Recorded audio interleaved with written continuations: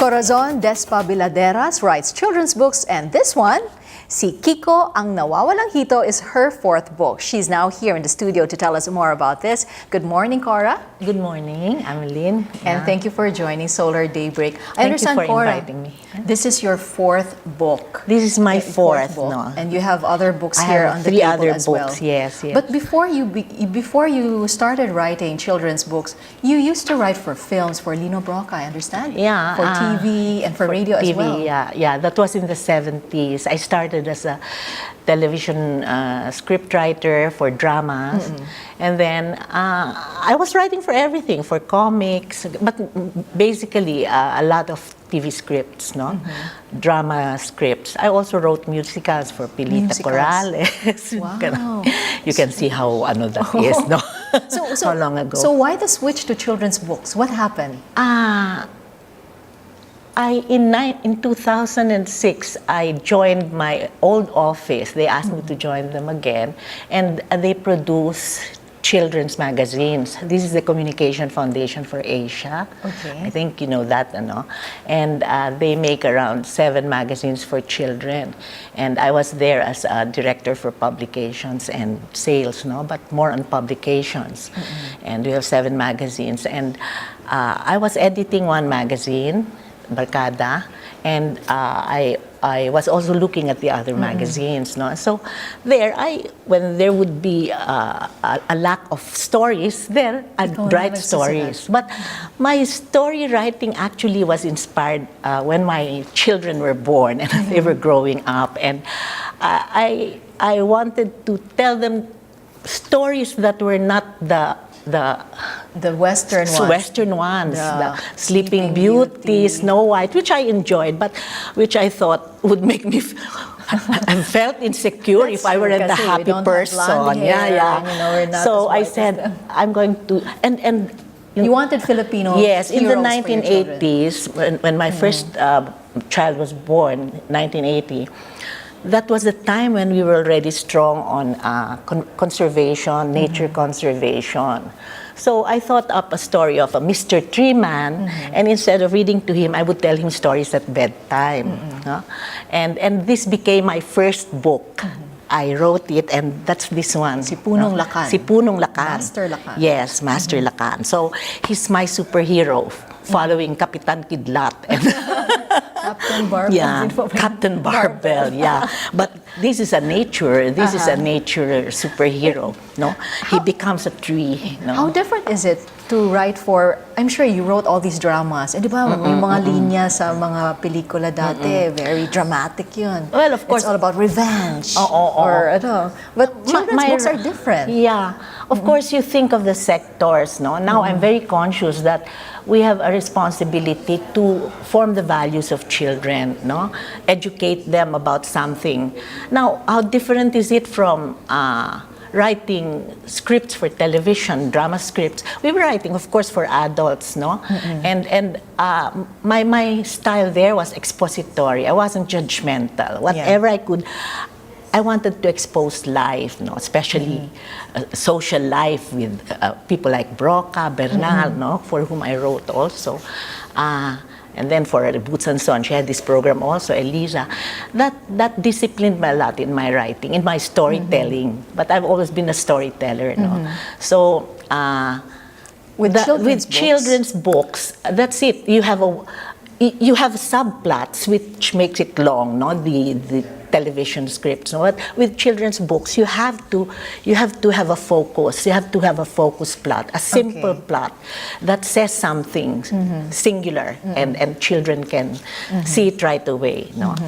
And there's a values that you want to impart as well. You form values, first values of honesty. But now I'm concentrating so much on I have written a lot of nature stories, nature stories, characters of nature, and to make children see that you have to take care of them. You have to take care of them because they're very important, like a tree.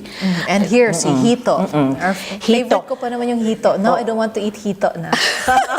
Sinaawa ako. I remember Kiko. There's a part that there's says, a part where gagawin ba siyang ginataan? Gagawin siyang ginataan. Masarap yun. Masarap yun. Fried, ginataan. So now today, looking at the illustration here. But I noticed, Cora, that in your books, you always start with something like your foreword talks about instructions or helps to help the parent on how to go about with your books. Can you? Yeah, it gives them a gist of the story, and Yes. it inspires them to read the story to their children. Yes. And it tells them a bit of what the artwork is and Yes.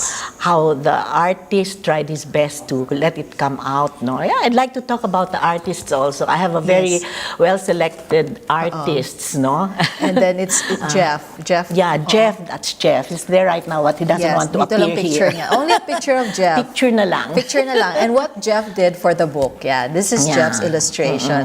And I noticed that the illustration is not fully colored as well. Oh, yeah. Why is that? That was intentional. I said, Jeff, you know, in my scripts, in my narratives, there's always this direction about what to draw, but the execution is really theirs, their style, no. But this one here, I said, when he did that style, Yes. I said, Jeff, leave some parts there to be colored by the children, see. so that it I becomes see. also an activity book. So, so children can add their colors and they can Yes. create their own Kiko. That's in a way. right. That's The right. Hito. Oo. They'll start.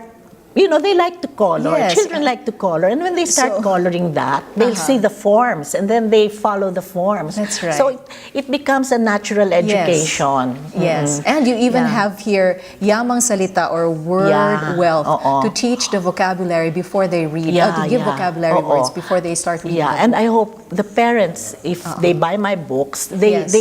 they read them to their youngest children, and then they they first discuss the vocabulary words with them, because Yes. the children, especially those who are already School age. medyo the children now iba-iba ang kakayanan, Yeah, di ba? that's right. Yeah, so they can tell them which words do you not understand. So they'll explain to them, or they'll look at the dictionary, teach them how to use the dictionary. And you it's know. in Filipino and Oo. English. It's both English and it's Filipino. and Yeah, English. yeah. Okay.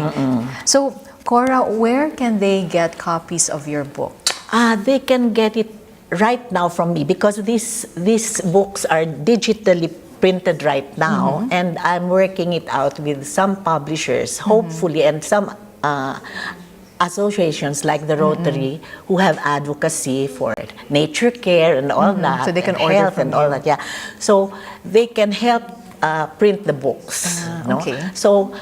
I can Maybe you can give them your number so they will know where to So call I can have, if they order, then they'll have to call me up first, or email me, Okay. and we'll discuss Yes, how. we printed your email address there. Yeah, we'll discuss how to send this to them. Yes. Can I give the cost? Oh, well, maybe a ballpark figure na lang. Yeah. siguro. So each book would cost 750, because this is digital, printed. no? You know, digital. It's different ones. It's mass produced. Yes. Ganon.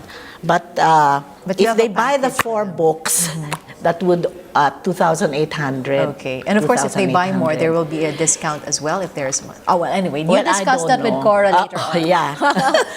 I don't know how far it will go, so I don't know how much the LBC will. Okay. Well, thank you so much, Cora, for Thank joining you us very this much. morning. Thank and you for giving me introducing this us, opportunity Treeman and to show Kiko. my books.